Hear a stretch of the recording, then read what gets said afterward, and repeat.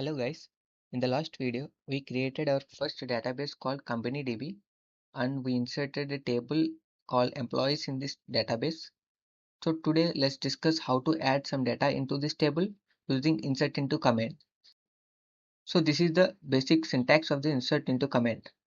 First we type insert into keyword, the next followed by the table name. In parentheses we list all the columns we are adding data to. So after values keyword, we enter the actual data for each column in the same order. Same order in the sense the data type of the column 1 should match with the value 1. And the data type of all the remaining columns should match with the data type of respective values which we are entering in values parentheses. So let's first run this select star from employees query to see the existing data inside this employees table. So already there are two records of data present in this employees table. So let's add few more records into this employees table. So to do that, we need to mention insert into command, insert into followed by the table name called employees. In parentheses, we need to mention all the column names which we need to enter the data. So I need to enter data in all these 6 columns called employee ID, first name, last name, email, phone and department ID. So I just copied and pasting all the column names in this parenthesis. Let me close this.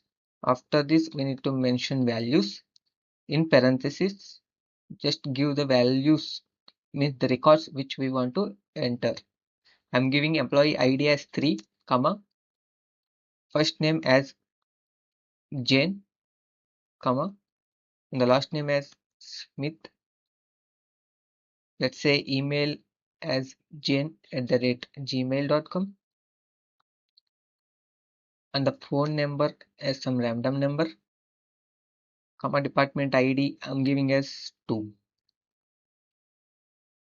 So we need to mention the text values inside the strings. So let me run this query. So at the bottom of the screen we have some successful message. The data is inserted into this employees table. So to confirm whether the data is inserted correctly inside this table, we need to run this select star from employees query, and after running this we can see the record which we added just now was inserted into the employees table. So in the similar way, let's copy this command and add few more records into this table. So let's say this time I'm giving employee ID as 4 and first name as Mike, the last name as Johnson, and email at mike@gmail.com and some random phone number. Employee ID, department ID as 3. In the similar way, let me give another record with some another employee ID and with another name called Gopal. The last name as Das. Email at gopal@gmail.com and some random phone number and department ID as 4. So let me run these two latest comments. See at the bottom of screen we get a successful message stating that the details which we entered just now are successfully inserted into tables.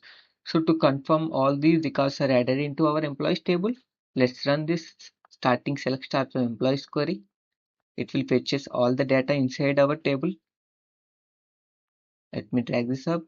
We can see all the details which we entered now with the Jane Smith, Mike Johnson, Gopal Das, all are successfully added in the respective columns in our table. So thanks for watching and don't forget to subscribe for more SQL tutorials.